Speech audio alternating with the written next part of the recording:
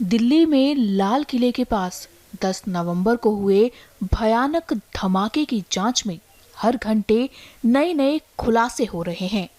इस ब्लास्ट में कई लोगों की मौत हो गई थी, जबकि दर्जनों लोग घायल हो गए थे।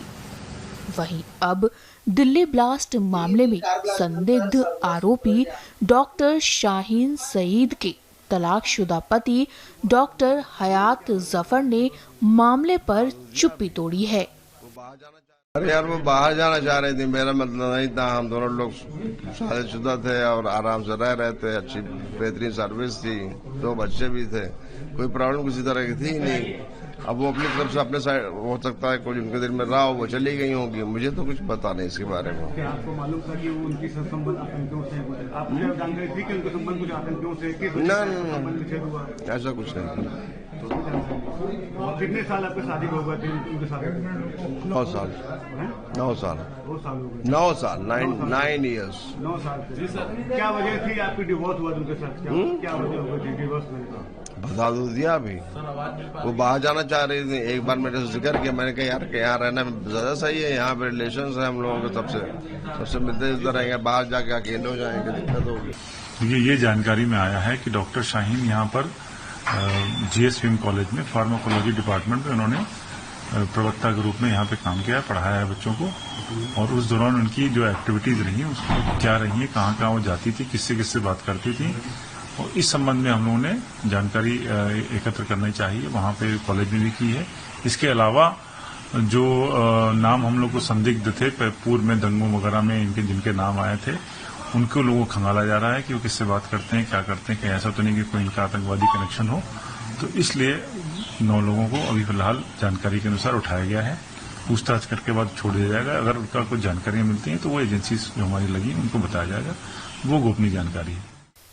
इसी के साथ आपको बता दें कि दिल्ली कार ब्लास्ट मामले में ठाणे के मुब्रा इलाके से इब्राहिम आबादी को महाराष्ट्र ATS ने कार्रवाई करते हुए हिरासत में ले लिया है।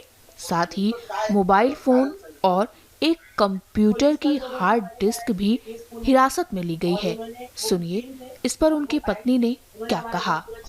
कल पुलिस ATS पुणे हमारे घर आई थी, 15 की तादाद में थी। उन्होंने हमारा घर सर्च किया, सर्च वारंट के साथ आए थे। घर की तमाम तलाशी ली, 3 घंटा 2 से लेकर 5 तक 3 घंटे तक उन्होंने हमारे घर की तलाशी ली। इस दौरान मेरे बच्चे और मैं बहुत डिस्टर्ब हुए। मेरे छोटे बच्चे हैं, मैं घर में रहती हूँ, अकेली हूँ, मैं मेरे हस्बैंड के साथ रहती हूँ। बहुत डिस्टर्बेंस क्रिएट हुआ हमारे घर में। उन्होंने सारा सामान उलट पलट किया, चीजें देखी, किया। उनको कुछ मिला नहीं, सिर्फ उन्होंने हार्ड डिस्क हमारा लिया कंप्यूटर का, और मेरा फोन, बच्चों का फोन और मेरे हस्बैंड का फोन साथ में लेके गए। और कुर्ला में मेरे हस्बैंड का दूसरा घर है, तो वो उस घर में भी बोले हम तलाशी लेंगे। उस घर की तलाशी ली और उसके बाद वो कुर्ला पुलिस स्टेशन में उनको लेके चले गए अपने साथ। फिर से बुलाया गया है कुछ जांच के लिए? फिर से बुलाया गया उनको, अभी 11 बजे 12 बजे के करीब उनको वापस से बुलाया गया है। और पुणे भी बुलाएंगे वो लोग 1 या 2 दिन में, जब उनको बुलाना होगा तो। और क्या लगता है अल-कायदा, आतंकवाद, इस तरह से यहाँ पे जो स्टैंप लगाया गया है पूना की कार्रवाई के बाद, यहाँ पे अल-कायदा, आतंकवाद, ये सब से हमारा कोई कनेक्शन नहीं है। अल-कायदा तो है ही नहीं, पहली बार जबरदस्ती का खड़ा किया हुआ है ये सब, कोई कुछ है ही नहीं। ये तमाम को जो सपोर्ट मिलता है ना, ये सब ये अमेरिका से मिलता है, और गवर्नमेंट सपोर्ट करेगी तो खड़ी होगी ये सारी तंजीमें। और हमारे इससे कोई कनेक्शन नहीं हो सकता। हम तो भोले भाले लोग हैं भाई, हमको क्या उससे लेन देन। हम तो सिर्फ और सिर्फ अल्लाह और रसूल की बातें लोगों को बता रहे हैं, बस कुरान को हम लोगों में तबलीग कर रहे हैं।